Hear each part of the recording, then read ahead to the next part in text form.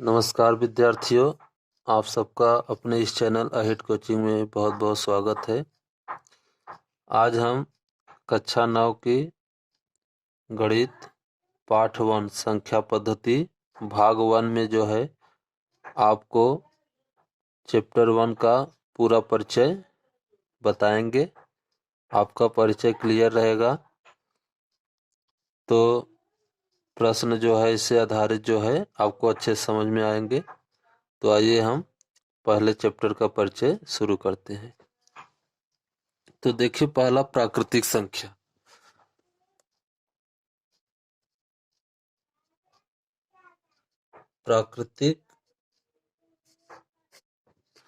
प्राकृतिक संख्या क्या है मित्रों?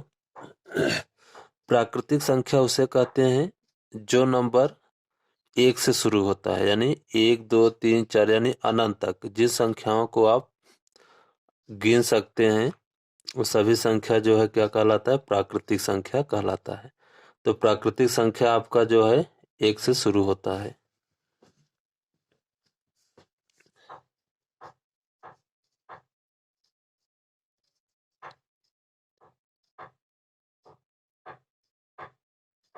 जिन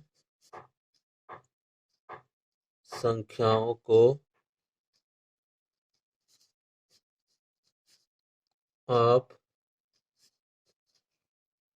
गिन सकते हैं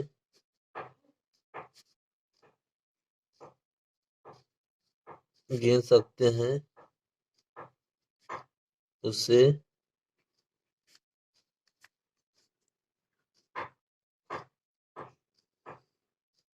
प्राकृतिक संख्या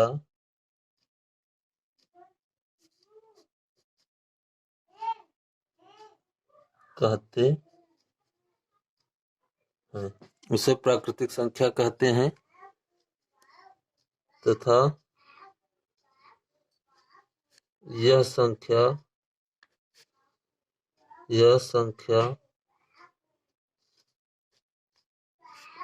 1 से शुरू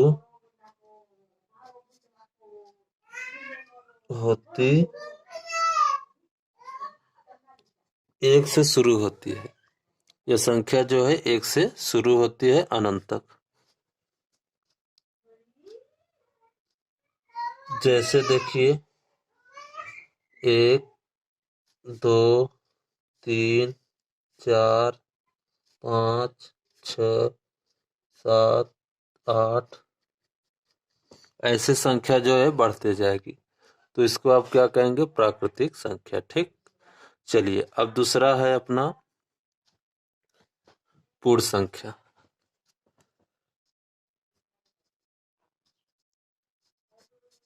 पूर्ण संख्या पूर्ण संख्या किसे कहते हैं?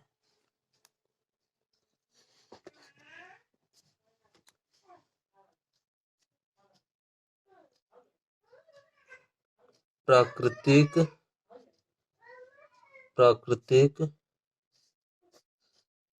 संख्याओं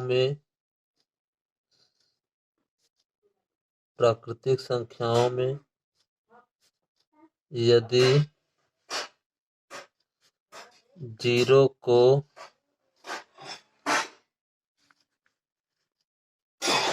शामिल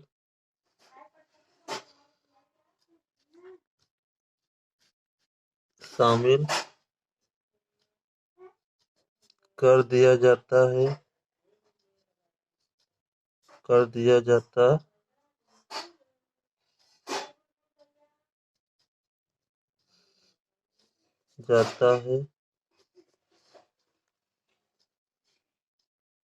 तो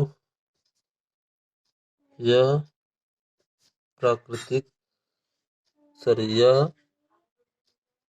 पूर्ण संख्या हो जाता है। पूर्ण संख्या हो जाता है।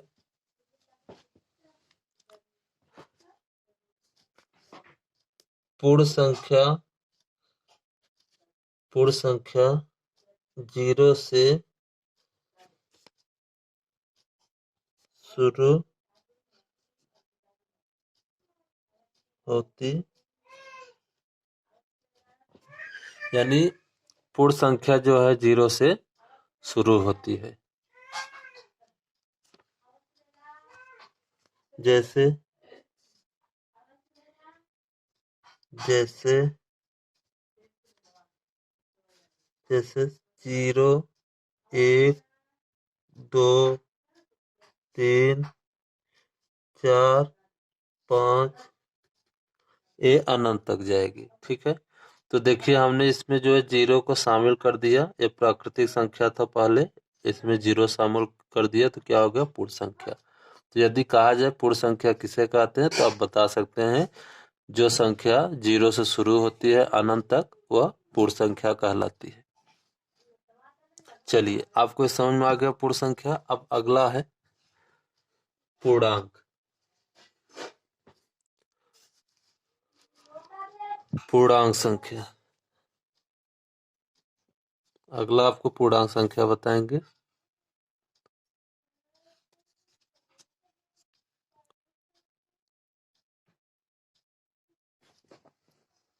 तो देखिए अगला है आपका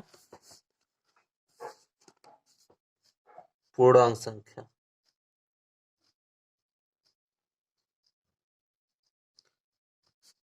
पूर्णांक संख्या,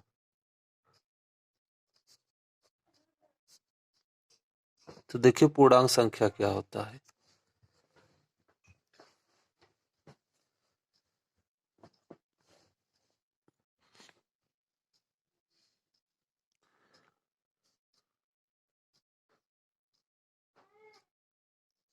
पूर्णांक संख्या को संख्या रेखा पर दर्शाया जाता है। इसे संख्या रेखा पे दर्शाया जाता है। दूसरी चीज,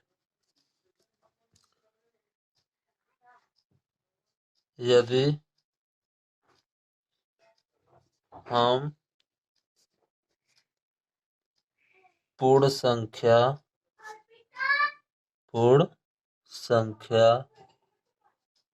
में पूर्ण संख्या में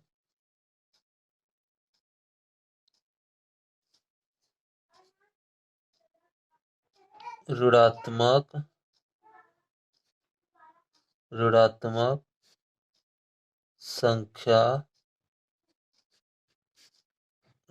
संख्या शामिल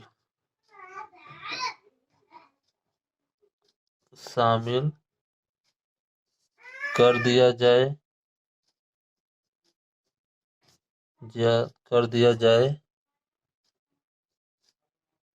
तो वह क्या बन जाएगा? पूर्णांक संख्या।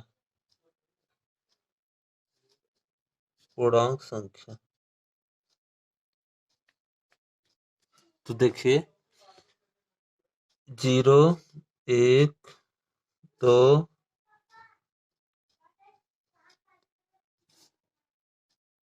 3, 4, 5। तो देखिए जो संख्या है, ठीक है, इनमें हम क्या मिला दें? जैसे -1, -2, -3, -4। ठीक, तो यह संख्या क्या हो जाएगी? पूरी संख्या क्या हो जाएगी? पूर्णांक संख्या हो जाएगा। तो देखिए इन संख्याओं को जो है हम संख्या रेखा पे प्रदर्शित करते हैं। जैसे देखिए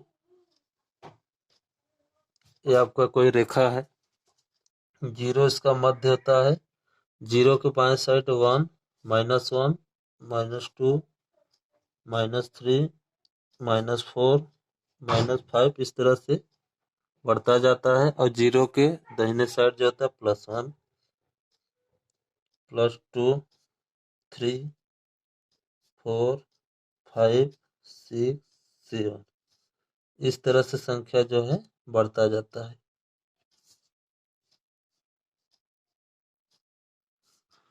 तो देखिए, अब इस संख्या को प्रदर्शित किया गया किसको? पूर्णांक संख्या को। ठीक है, पूर्णांक संख्या दो प्रकार के होते हैं, मैं यहाँ आपको बता देता हूँ।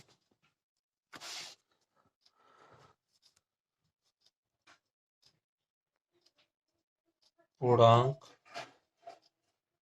संख्या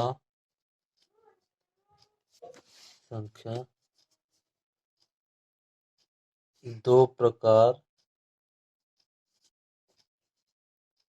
के होते हैं। देखिए, पहला क्या होता है? पहला जो होता है धनात्मक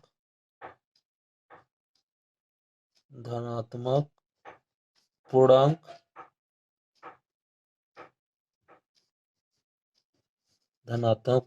और दूसरा जो होता है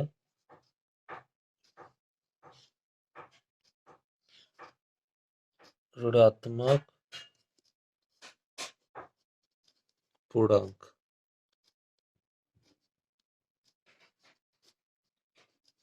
ऋणात्मक पूर्णांक होता है। तो देखिए, धनात्मक पूर्णांक क्या है? 1, 2, 3, 4, 5। ठीक है, एक क्या धनात्मक पूर्णांक है? ऋणात्मक पूर्णांक -1, -2, -3, -4, इस तरह से संख्या है। तो ये दोनों संख्या जो है आपको समझ में आ गया। अब अगला हमारा है परिमेय संख्या।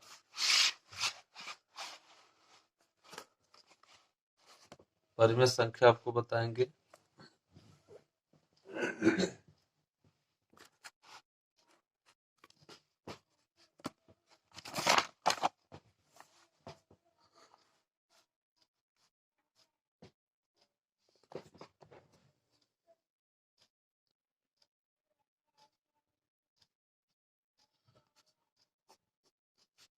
परिमेय संख्या,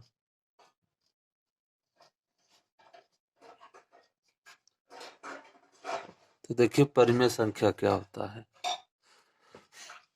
जिन संख्याओं को जिन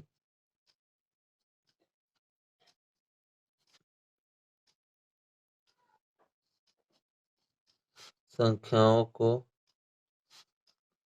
P/Q के रूप में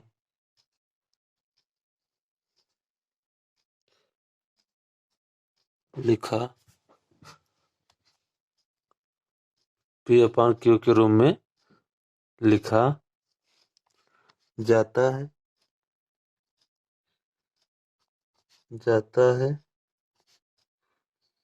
उसे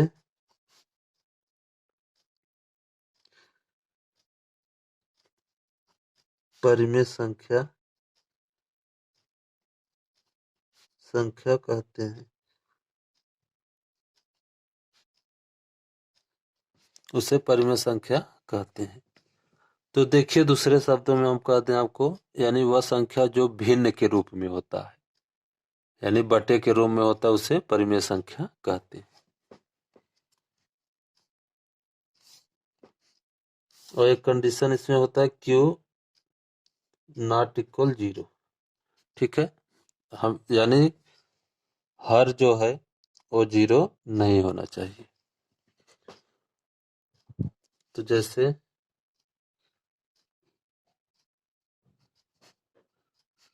1/2, 3/5, 9/10, 6/12। ठीक, ये संख्या क्या है? परिमेय संख्या है, क्योंकि देखिए बटे के रूप में है।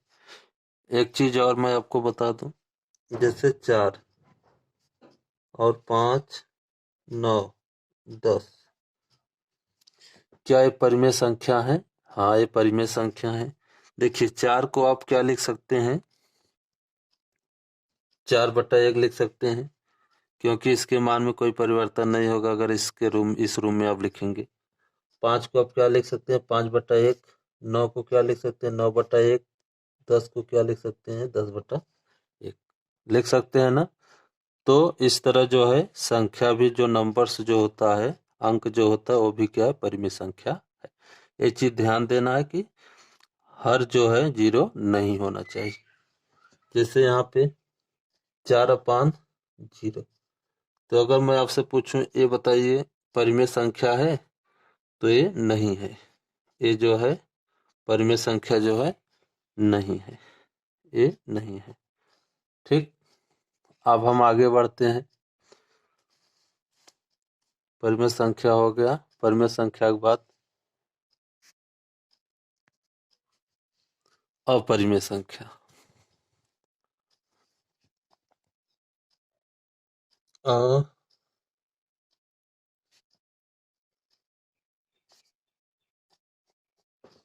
अपरिमेय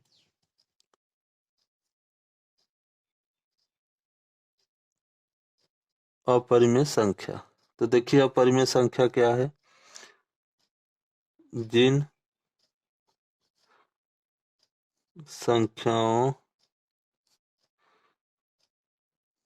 संख्याओं को P/Q के रूप में नहीं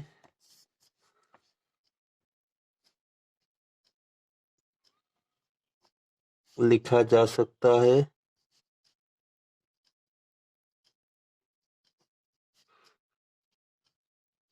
P/Q के रूप में आप नहीं लिख सकते हैं, उस संख्या को क्या कहते हैं, लिखा नहीं जा सकता है। उस संख्या को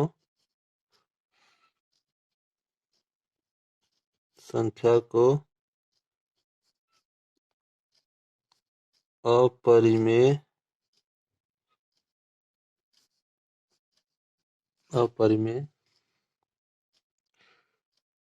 संख्या कहते हैं।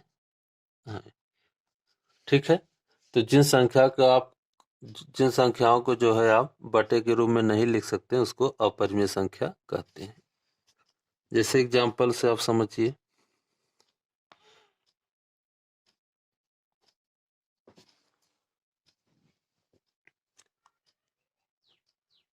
√3, √2। तो देखिए √2 जो है, यदि आप इसको बाहर निकालेंगे तो इसका 1 होगा, तो ये नहीं होगा क्योंकि 1 का स्क्वायर जो है 1 ही होता है। √5 पाई, ठीक है, ये सब संख्या जो है अपरिमेय है। समझ रहे हैं ना, ये संख्या क्या है, अपरिमेय संख्या। यदि मैं यहाँ पे लिख दूं, आप सोच रहे होंगे पाई जो है परिमेय संख्या होती है, तो यह अपरिमेय संख्या कैसे हो गई, समझ रहे हैं ना। पाई तो परिमेय संख्या होती, तो अपरिमेय में कैसे आ गया। तो आप लोग समझ लीजिए, पाई का वैल्यू जो आप लोग सोचते हैं या जानते हैं कि पाई का वैल्यू जो है 22/7 होता है। ये इसका एग्जैक्ट मान नहीं है, पाई का एग्जैक्ट मान यह नहीं है। तो अतः इसलिए जो है पाई भी क्या अपरिमेय संख्या है। यदि मैं यहाँ पे √4 लिख देता हूँ तो यह परिमेय संख्या हो जाए, क्योंकि इसका यह वर्गमूल किस संख्या का है, 2 का है। तो 2 को आप इस तरह लिख सकते हैं, तो ये क्या हो जाएगा, परिमेय संख्या हो जाएगा। तो ये चीज ध्यान देना, √ में वही संख्या होनी चाहिए जिसका रूट न निकले। ठीक, तो आपको अपरिमेय संख्या समझ में आ गया होगा। अब हम अब आगे जो है लास्ट हमारा है वास्तविक संख्या। वास्तविक संख्या अब मैं आगे बताऊंगा।